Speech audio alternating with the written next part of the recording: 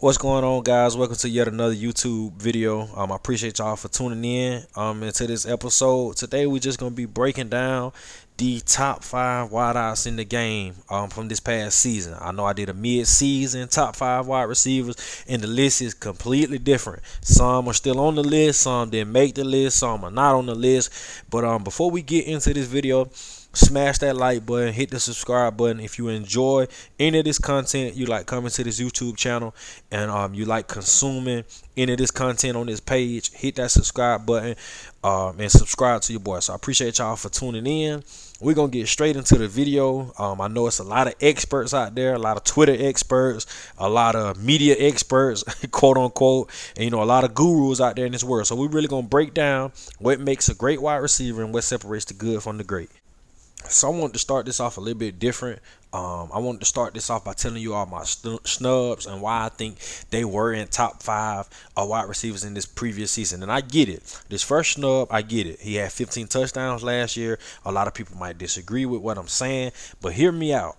I do not think I love Tyreek Hill, Georgia boy. Y'all know how I feel about my Georgia people. I love him to death. Born and raised down there in the country, just like your boy. So I love him.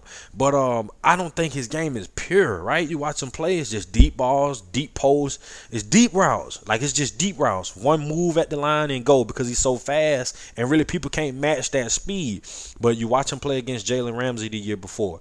You watch him play against the guys in Tampa Bay at the Super Bowl. And he's a guy that's easy to game plan for. Once you game plan for a guy like Tyreek Hill, like the Tampa Bay Buccaneers did in the championship, it's easy to contain him.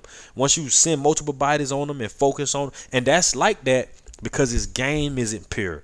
He don't have a full diversity of routes, releases, and that's why I feel like, to me, I wouldn't put him on. I don't like, a lot of people are stats and analytic guys, but I truly believe that numbers are deceiving. And yes, I get it. He had 15 touchdowns, but that ain't really saying too much, man. The league, man, you can go out. I can go. My mama can go out there and score 15 touchdowns. She done lost a step. So that's that. One of my second biggest snubs, man, and if y'all know, if you watch the mid-season top 5 wide receiver video that I did last year of the NFL season, DK was my top receiver. Nobody was doing what he was doing. No, literally, nobody was doing what he was doing. The type of cornerbacks that he was beating. You see Stephon Gilmore here. You see Patrick Peterson, what he was doing to him. Like he was beating some of the best DBs in the NFL, like if not the best, you know what I'm saying? But the only reason why I feel like I didn't put him, on the list again, and he didn't make the list this second time around towards the end of the season, is because he slowed down. Like, what he was doing from game 1 to about game 7 or 8. After, I remember the first game they played the Rams, and what I'm saying, he played Jaylen Ramsey, obviously. And after that, that first time that they played the Rams, after that, things started to slow down. He still was making plays, but it was nowhere near to the capacity of the plays that he was making towards the beginning of the season.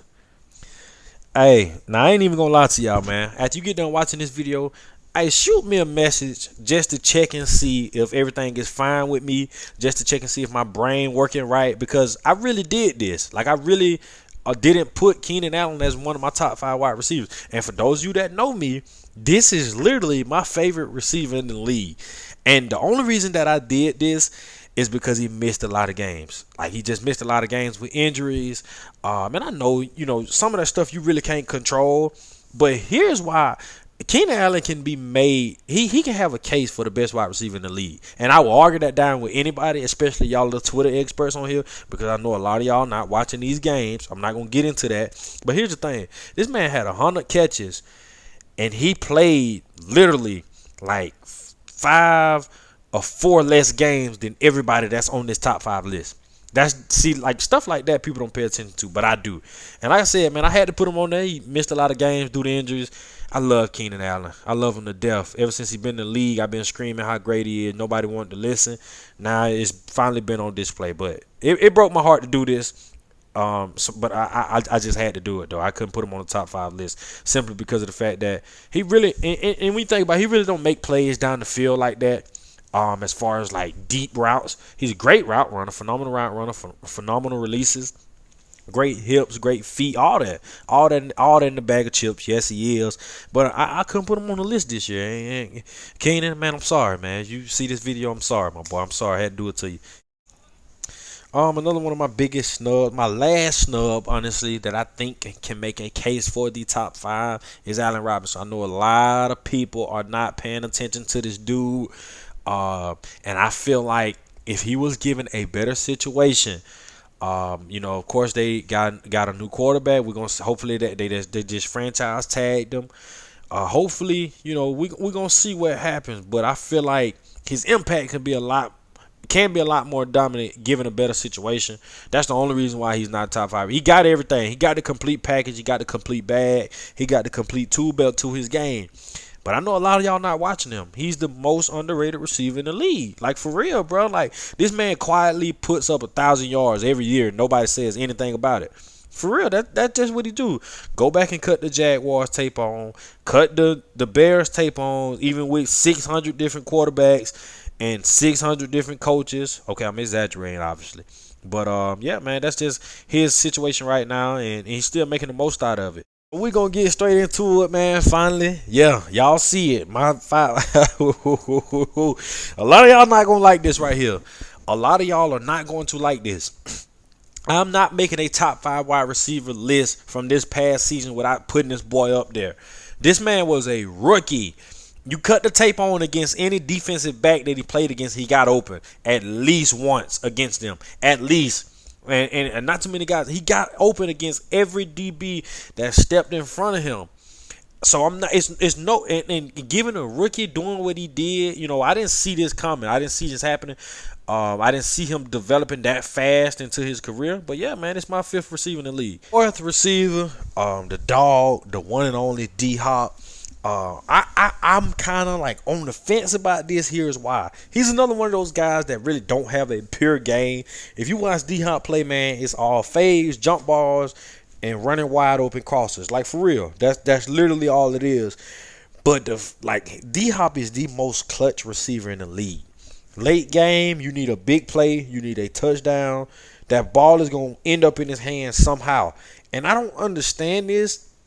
Like, certain guys just have that it factor that just clicks on late that game, and he got that gene in him. Like, you see the type of plays that he makes. He's a playmaker. The only reason why I'm not so big on calling him the best receiver in the league, because like I said about Tyreek Hill earlier, he don't have a pure game. His game is not pure. Now, he'll make plays. He'll make every play that he'll catch a lot of balls. He'll get 10, 15 catches in a game, 17 catches in a game. He'll catch over 3 defenders.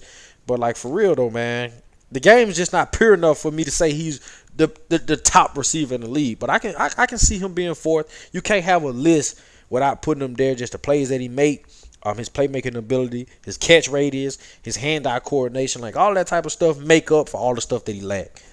Hey, my 3rd receiver in the league, my 3rd best receiver this past year, he been a number 1 wide receiver in the league since he got there. And I say it again, he been a number 1 wide receiver in the league since he got there. He was shadowed by, we're not going to the obvious. He had another number 1 wide receiver that was already established in the league. But look, Calvin Ridley, the reason why I love him so much, man, he might be the purest NFL wide receiver in the league. What I mean by that is routes, quick with the ball in his hands. He shift, man. I ain't even got to break it. Anything you want to think of as a wide receiver, look inside of his game, and he got it. He kind of remind me of Odell. Like, for real. In a couple years, if he keep going with this track that he on, we going to be talking about Calvin Ridley as the best receiver in the league. Like, he has that type of potential. He has that type of ability. And honestly, like I said, I think this man is the purest receiver in the league. Just the only reason why I didn't put him at number 1 just yet, I just want to see how long he can sustain this success and how long he can be consistent with the things that he did this past year. 2nd receiver in the league, man, led the league in catches. He can be number 1 this past year. He can be number 1. He can be number 1 especially from this past year. A lot of people did not think he was going to be able to dominate being, the only wide receiver. A lot of people were saying, "Oh, I want to see him by himself," because the great tandem that we was blessed with between him and Thielen. A lot of people always saying, "I want to see him by himself. I want to see him by himself." He got by himself, and I'm talking about annihilated fools. Even the best defensive backs in the league, Jaylen Ramsey, the guys from the Raiders, Patrick Peterson. Man, the list goes on and on and on and on. Great route runner, phenomenal route runner. Great, a lot of amazing passion for the game. That's my biggest trait with Diggs. His passion is through the roof. Like that willpower. A lot of people don't have willpower. That willpower, you can tell by the way that he plays, through his eyes, all his training videos, throughout the internet, on social media. You see it in his eyes. Like, he was embedded with that passion at birth. So this is my second receiver, man, in the league. I love his game. I'm a big time fan of him. Been a fan of him since he was at Maryland. And like I said, he can be number one. Last but not least, man, one of my favorite wideouts in the league, a complete Allen Iverson, Kyrie Irving crossover package at the line of scrimmage. Like, can't nobody check this man at the line of scrimmage. Like, if you watch his game closely and you study the game, defenders don't even try to touch him at the line no more because they know they can't. They just try to stay in front of him, and he still beat them. Like, they try to give him a free release off the line and just trail him and run with him. You know what I'm saying? He's not the fastest, but he's deceptively fast. I mean, and he's lightning bolt quick. Like, he's real quick. Like, defenders don't even try to touch him because they can't touch him. But if you look up the term multi-dimensional wide receiver, this hit a face of him and Devontae Adams, Calvin Ridley, Justin Jefferson, like all the guys on this list, they name gonna pop up. You know what I'm saying? Because they have a full arsenal and they have a full bag of moves and a full bag of game and a full tool belt that they can tap into no matter where the defender throw at them. And this is what I tell a lot of the guys that I train, a lot of the guys that I teach the position to. If you want to be great, phenomenal, outstanding at anything, you can't be one-dimensional. What that means is you can't be just good at catching passes or just good at running routes. You got to be good at everything. And all the receivers that I named in this top 5, with the exception of DeAndre Hopkins, all the other 4 are good at everything. So that's the last point. Now remember that. I want y'all to remember that because I see a lot of people throw around such and such is the best wide receiver. Such and such is top 5. Like, no, bro. Like, a lot of these receivers are good. But these 4 receivers that I named, with the exception of D-Hop, are all phenomenal at every aspect of playing the wide receiver position. So that's all I have for y'all, man. Like I said earlier, if you haven't already, subscribe. Hit that subscribe button. Leave a like. Leave a comment. Tell me your top 5. And I appreciate y'all for tuning in. Y'all stay blessed. Y'all stay prayed up. And I'll see y'all in the next video. Peace.